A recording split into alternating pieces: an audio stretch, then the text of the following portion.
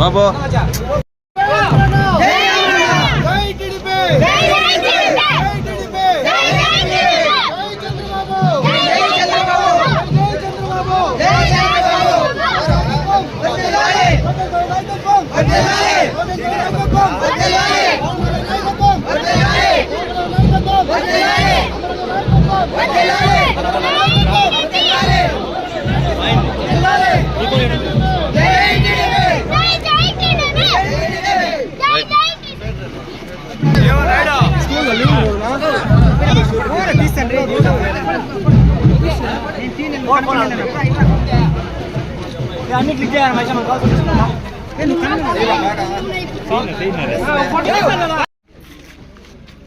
ఈడుండేటువంటి CC రోడ్లన్నీ కూడా గత ప్రభుత్వ హయాంలో చేశాం.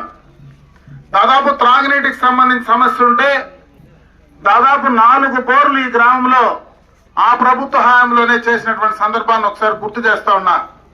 అదే కొంగోళ్లపల్లిలో కూడా త్రాగునీటికి సంబంధించినటువంటి సమస్య ఉంటే 3 బోర్లు కూడా గత ఆ ప్రభుత్వ హయాంలోనే చేసినటువంటి సందర్భాన్ని కూడా ఒకసారి గుర్తు చేస్తా ఉన్నా.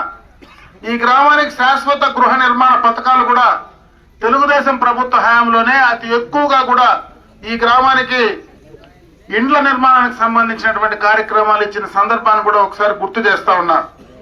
గత ప్రభుత్వంలోనే ఈ గ్రామానికి మన పంచాయతీరాజ్ మంత్రిగా లోకేష్ బాబు గారు ఉన్నప్పుడు గ్రామం మొత్తం కూడా ఎల్ఈడి లైట్లు వేసిన సందర్భాన్ని కూడా ఒకసారి గుర్తు చేస్తా ఉన్నా.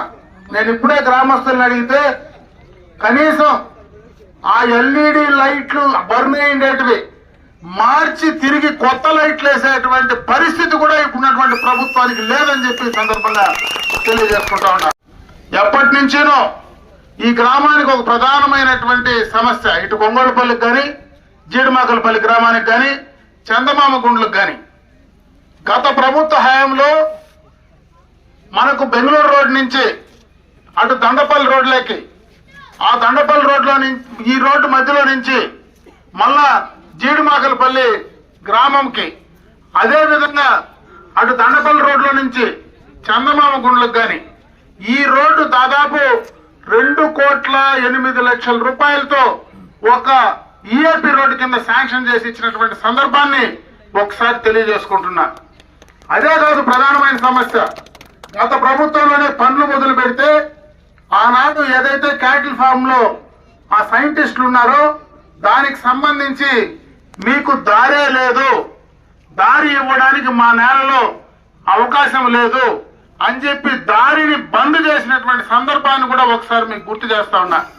ఆ రోజే నేను ఆ సైంటిస్టులతో మాట్లాడితే ఆ రోజు మాకు ఇక్కడ ఇవ్వడానికి అవకాశం లేదు, ఇది ప్రభుత్వం మాకు క్యాటిల్ ఫామ్ కు సంబంధించినటువంటి ప్లేసు, ఇక్కడ మేము ఇవ్వలేమని చెప్తే ఆ మొత్తం ల్యాండ్ కూడా మార్కెట్ యార్డ్ ద్వారా కొనిచ్చి ఆ దారిని మొట్టమొదటగా సమస్యను క్లియర్ చేసింది కూడా గత ప్రభుత్వంలోనే అని చెప్పి సందర్భంగా మీకు గుర్తు చేస్తా ఉన్నా.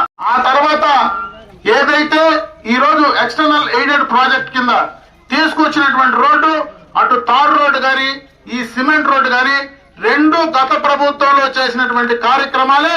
నా దగ్గరనే దానికి సంబంధించినటువంటి జీవో ఉంది. చందమామ గుండ్లు అక్కడ ఉన్నటువంటి ఇండ్లు 15 నుంచి 20 ఇండ్లు, దాదాపు 1,71,00,000 రూపాయలతో వాళ్ళకు కూడా సిమెంట్ రోడ్ వేసిన ఘనత తెలుగుదేశం ప్రభుత్వమే అని చెప్పి ఈ సందర్భంగా కూడా మీకు తెలియజేసుకుంటున్నా. ఈ కార్యక్రమాలన్నీ గత ప్రభుత్వంలో చేశాం. అసలు ఈ ప్రభుత్వంలో చేసినటువంటి కార్యక్రమం ఏముందో ప్రజలకు చెప్పాలా.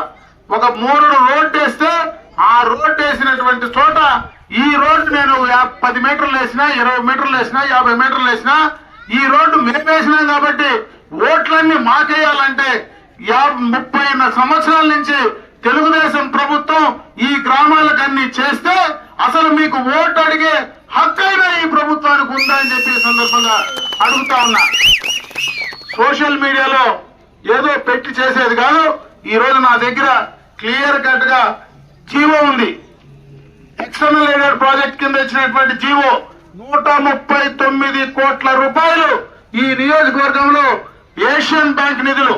ఇదేమి ప్రభుత్వం, రాష్ట్ర ప్రభుత్వం డబ్బు కాదు, కేంద్ర ప్రభుత్వం డబ్బు కాదు, ఏషియన్ బ్యాంక్ నుంచి తీసుకొచ్చినటువంటి డబ్బుతో ఈ నియోజకవర్గంలో అన్ని రోడ్లు, లింక్ రోడ్లు పూర్తి చేయాలనేటువంటి ఆలోచనతో దీన్ని తీసుకురావడం, తీసుకొచ్చిన తర్వాత ఆ పనులు కొన్ని అయితే పూర్తి చేయగలిగాం. కానీ ఈ ప్రభుత్వం చేసినటువంటి లబ్ధిదారులు కూడా డబ్బులు ఇవ్వకుండా పోతే ఈ రోజు పనులన్నీ ఆపేసినటువంటి సందర్భాన్ని కూడా ఒకసారి గుర్తు చేస్తా ఉన్నా. ఇటువంటి కార్యక్రమాలన్నీ కూడా గత ప్రభుత్వంలో చేశాం. ఈ ప్రభుత్వం అధికారంలోకి వచ్చిన తర్వాత నేను ఏం చేశానని చెప్పుకొని వచ్చే పరిస్థితి లేదు. చెప్పొచ్చు ఒకటి, ఏదైతే నేను అధికారంలోకి వచ్చినా అందుకే 9 సార్లు కరెంటు ఛార్జీలు పెంచిన ఘనత మనకు జగన్మోహన్ రెడ్డికి దక్కుతుందని కావాలంటే ఆ పార్టీ నాయకులు చెప్పుకోవచ్చు. అదేవిధంగా ఆర్టీసీ ఛార్జీలు మనం విపరీతంగా కూడా పెంచి అది చెప్పినాము అని చెప్పుకోవచ్చు. లేదంటే చుట్టుపక్కల ఇసుక లోడుకుంటే ఆ ఇసుక బ్రహ్మాండంగా మేము లోడుకొని పక్కన అమ్ముకుంటా ఉన్నాము అని చెప్పుకోవచ్చు. అదేవిధంగా కర్ణాటక నుంచి మందు తెచ్చి అమ్ముకుంటా ఉంటే ఆ మందంతా మేము తెచ్చి అమ్ముకుంటా ఉన్నాము అని చెప్పుకోవచ్చు. అభివృద్ధి కార్యక్రమాలు చెప్పుకోవడానికి ఏమీ లేదు. కానీ ఇటువంటి ఎవరన్నా తెలుగుదేశం పార్టీ నాయకులు మాట్లాడితే వాళ్ళపైన కేసులు పెట్టే కార్యక్రమం మాత్రం మేము దిగ్విజయంగా చేస్తా ఉన్నామని చెప్పుకునే పరిస్థితి అయితే. టీటీడీకి సంబంధించి గోశాల ఉంది. ఆ గోశాలలో ఇదే గ్రామంలో మొత్తం ఈ గ్రామంలోనే ఉద్యోగాలు ఇవ్వాలా, ఎంతమంది ఉంటే అంతమందికే ఇక్కడ ఇవ్వాలా. ఇక్కడ ఎవరికైతే ట్రాక్టర్లు ఉన్నాయో ఇక్కడ పెండే పనులకు ఇక్కడే వాళ్ళని వాడాలని చెప్పి గత ప్రభుత్వంలో ఇక్కడ ఉన్నటువంటి పిల్లలకంతా దాదాపు 40 నుంచి 50 మందికి ఉద్యోగాలు తీసిచ్చా. ప్రభుత్వం మారిన తర్వాత ఆవులన్నీ కూడా తోలుకొని పోతా ఉంటే నేను కూడా ఓ రోజు ఆ గోశాలకు వచ్చి అడ్డపడినటువంటి సందర్భాన్ని ఒకసారి గుర్తు చేస్తా ఉన్నా. అంటే ఆ గోశాలను కూడా ఖాళీ చేసి ఇక్కడ ఎవరైతే యువత ఉపాధి అవకాశాలు ఉన్నాయో, ఎందుకంటే వీళ్ళు పెట్టుబడిని తీసుకొచ్చే పరిస్థితి లేదు, ఒక పనులు చేసే యువకులకు ఉపాధి అవకాశాలు తెచ్చే పరిస్థితి లేదు.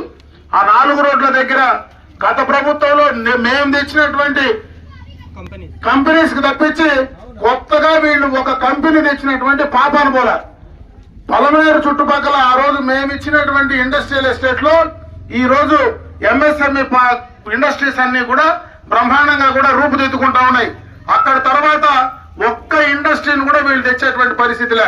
కనీసం టీటీడీలో ఆ ఆవుల దగ్గర ఈ చుట్టుపక్కల ఉండే వాళ్ళకు ఉపాధి అవకాశాలు ఉంటాయని చేరిస్తే వాళ్ళను కూడా తీసేసేటువంటి కార్యక్రమాన్ని ఈ ప్రభుత్వం చేస్తా ఉంటే ఏ రకంగా యువకులకు ఉపాధి అవకాశాలు కల్పిస్తారనేది ఖచ్చితంగా కూడా ఈ ప్రాంత ప్రజలకు సమాధానం చెప్పాల్సినటువంటి బాధ్యత ప్రభుత్వానికి, ఆ నాయకులకు ఉందని చెప్పి సందర్భంగా తెలియజేసుకుంటూ సెలవు తీసుకుంటా ఉన్నా.